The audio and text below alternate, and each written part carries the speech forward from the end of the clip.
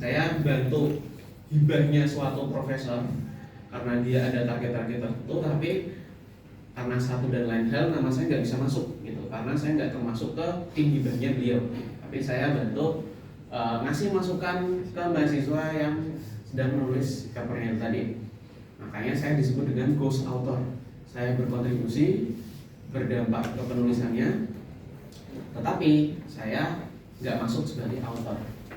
Nah, both errors are reasonably common in scientific publishing for different reason, and both can be serious problem with different consequences.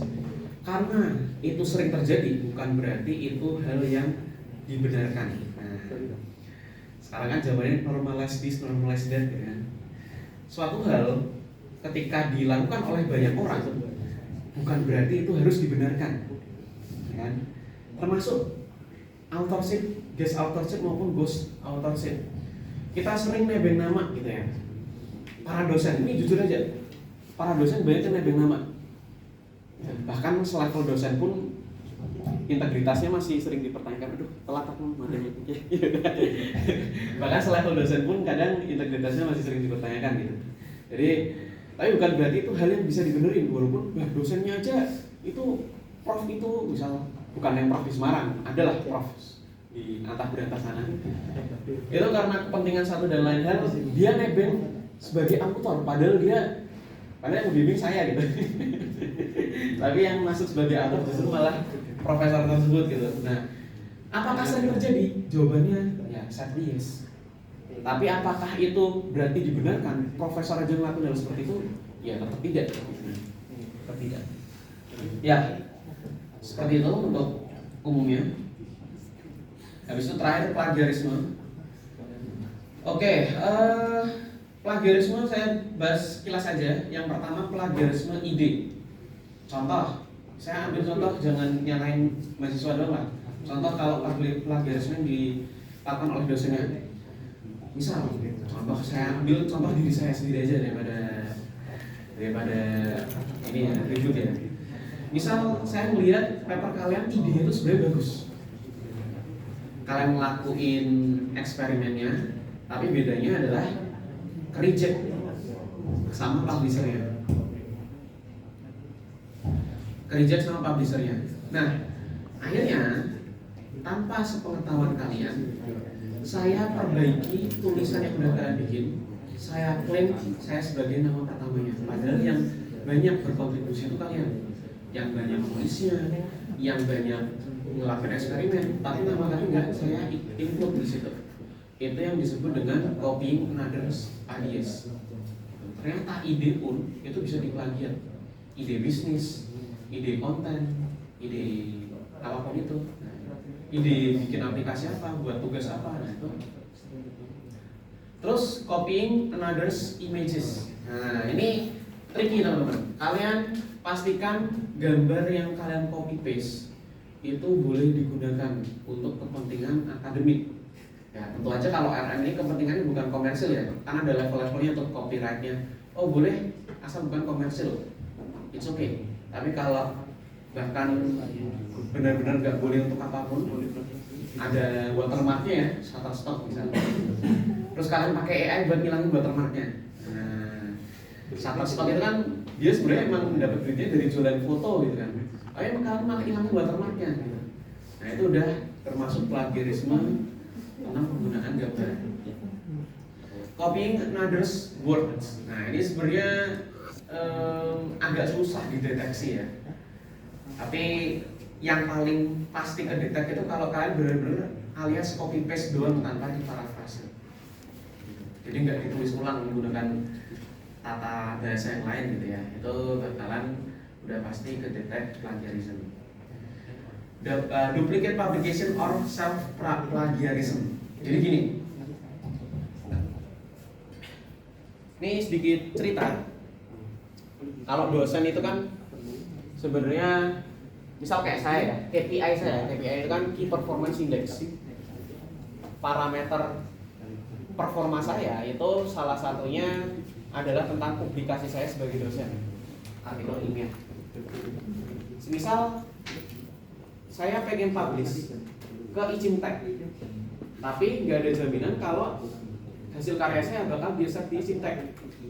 Akhirnya apa? Akhirnya saya bikin sama persis, novelty-nya sama persis, cuman dibedain dua format yang berbeda. Satu ke Sintek, satu ke Ikotin. Ya Dionysius Daryl bisa tunggu di luar aja ya. Oh iya. Nggak apa, tunggu di luar aja nggak apa. Nggak apa nih. Bentar lagi selesai kok, tunggu di luar aja ya. Nanti ketika masuk lagi ketika saya absen attendance saja. Iya.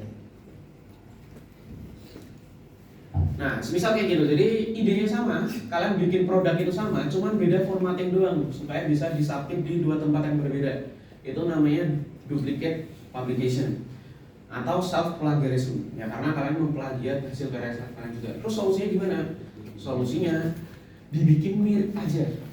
Dibikin mirip, kalimatnya diparafrase, tapi novelty-nya dibikin beda dikit. Kalau semisal yang satu itu ngejagoin solusinya pakai efisienet B0, satunya itu dibikin beda dikit. Oh ternyata YOLO ini nggak cuma jago di bidang pemrosesan video, tapi di pemrosesan gambar biasa pun dia juga jago. Jadi yang satu pakai efisienet dan satu pakai YOLO.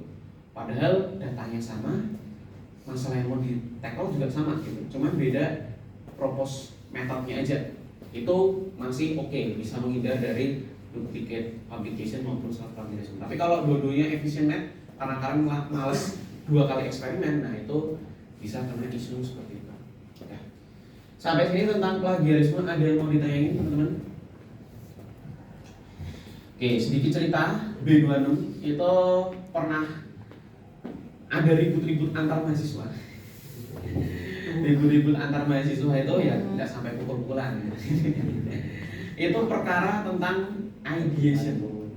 Jadi gampangannya gini, mungkin di semester 4 dia sekelompok, si A sekelompok sama B bikin suatu project bareng-bareng. Projectnya itu ya katakanlah suatu aplikasi lah. Habis itu ketika di semester 5 karena komposisi jumlah anggota per grupnya berubah, akhirnya si A sama B itu beda kelompok. Nah, tapi si B itu kelompokan sama si C menggunakan atau melanjutkan produk yang udah dibikin sama si A sebelumnya tanpa persetujuannya si A. Jadi itu komplain ke saya di akhir semester. Bilangnya kayak gini, Pak boleh minta tolong nggak? Kenapa? Ini kemarin tuh yang dipresentasin sama si B itu adalah produk dari saya sama dia di semester lalu, tapi dia pakai lagi gue dipresentasin di mata kuliah Bapak. Nah saya minta keadilannya supaya nilainya nggak disamakan. Maksudnya ya intinya dia pengen nilai si B ini diturunin gitu. Wah ini saya bingung juga gitu kan. Komplainnya bukan Pak kok nilai saya jelek minta dinaikin, enggak, tapi justru minta nilai temennya itu diturunin. Tapi itu salah satu contoh teman-teman yang dinamakan dengan copying another's idea. Ya, kalaupun kalian mau, misal ada tugas ya di semester sebelumnya itu beda kelompok sama kalian, kalau mau dilanjutin atau mau dipakai lagi, pastikan atas persetujuan kelompok sebelumnya yang lama. Gitu. Jadi kalau mereka rela, ya udah, nggak ada masalah. Tapi kalau mereka ngasih syarat, boleh asal UI-nya diganti, boleh asal diubah-ubah dikit ya. Ya, silakan dilakuin. Baru silakan dilanjutkan. Kalau nggak boleh sama sekali ya silakan cari yang lain. Jadi ini nggak cuman konteksnya tentang RM doang teman-teman, tapi untuk apapun, karena ide itu merupakan kekayaan intelektual. Gitu. Ada yang mau ditanyain? Oke, kalau nggak ada kita masuk ke sesi konsultasi paper. Ya. Silakan kalau ada yang mau konsultasi bisa ke depan, Pak Beli nanti saya komentarin.